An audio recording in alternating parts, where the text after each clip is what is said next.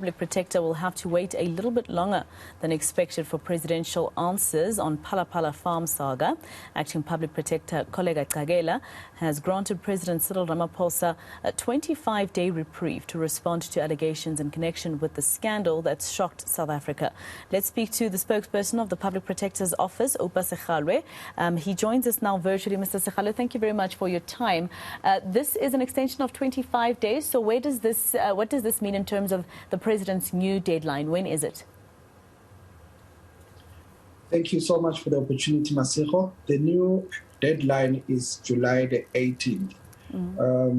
We received a request from the President through his attorneys on the 17th of last month, in terms of which he required from us to extend the deadline a little bit, citing, among other reasons, that his schedule hadn't really given him adequate time to engage with the letter that was written to him, requesting him to respond to a number of questions.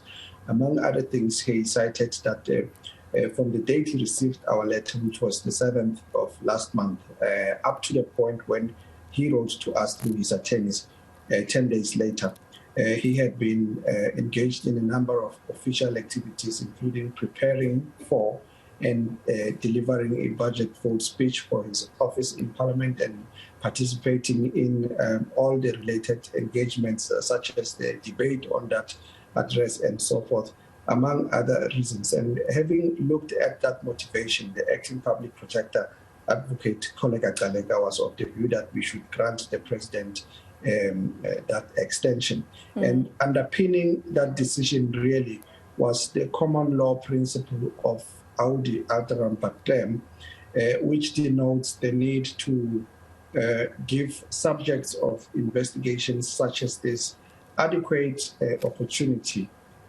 to state or put forward their version of events without us coming across as unfair, because it is these little things, Maseko, that often result in investigations being successfully challenged in courts, and we have got a lot of experience in that regard. So the view was that we should not do anything that would compromise the investigation in any way. And obviously this is something that's quite normal, because I do remember that you had given him an extension in terms of the investigation by the Public Protector's Office around Busasa and the money that was allegedly given to the President then. But also the Public Protector has the obligation to report within 30 days once this has been brought into her office. But she also says in her statement, for instance, that she had, due to the complexity of such matters, she also has eNCA investigations that date back to 2020. So you have a backlog of the same type of investigation that you're supposed to, execute on the President. That is correct. The Act prescribes that 30-day period within which the Public Protector should report on whatever findings they have made as part of the investigation. But the Act also anticipates that there will be instances where that is impossible, and in those circumstances, it provides that the Public Protector should then inform the authority to whom the report should be submitted that we haven't been able to meet that deadline, and that a report will be availed once it is ready. And you make another important point that we haven't, as an office, been able to complete any of the Executive Members' Ethics Act investigations within that prescribed period, owing to the complexities of such matters, such as the case at hand. It is quite complex, and it needs time, to do all the necessary work so that whatever outcome we come up with is credible. How many of these Executive Members' Ethics Act investigations are still, needing to be concluded since 2020 from the Public Protector's Office? We have quite a few of them, about 4 or 5, dating back to 2018, actually. We have one involving an MEC in the Mpumalanga provincial government. It was lodged with us in 2018. We have one lodged against, for instance, the Minister of Police. That one was lodged in 2021, January. And then there are 2 more which were lodged in 2018 and 2020, respectively.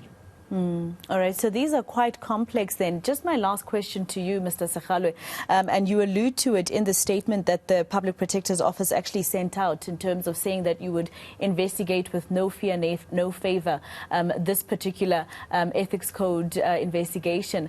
I'm sure this is because you understand and you appreciate, how despondent South Africans are and how some of them are, could be of the belief that there are people who are trying to protect the president, etc. So I'm assuming that, you're trying to alleviate that fear from South Africans who might think that the Public Protector is also, for lack of a better word, a part of the office that is protecting, allegedly, the president. Of course, we are alive to all of those risks, Maseko. I might want to mention that investigations such as this one involving the head of state tend to be polarizing, and they tend to become political football. But we are going to do whatever we can to protect the integrity of this investigation so that whatever the outcome we arrive at is credible and we enjoy widespread stakeholder confidence, which is why we are going to ensure that we are doing our work independently and impartially, and that we in conducting this investigation, we do so without fear, favor, or prejudice. All right, Oupa Sekhalwe from the Public Protector's Office, thank you very much for your time. He's spokesperson there. All right, let's take you to a short break. Still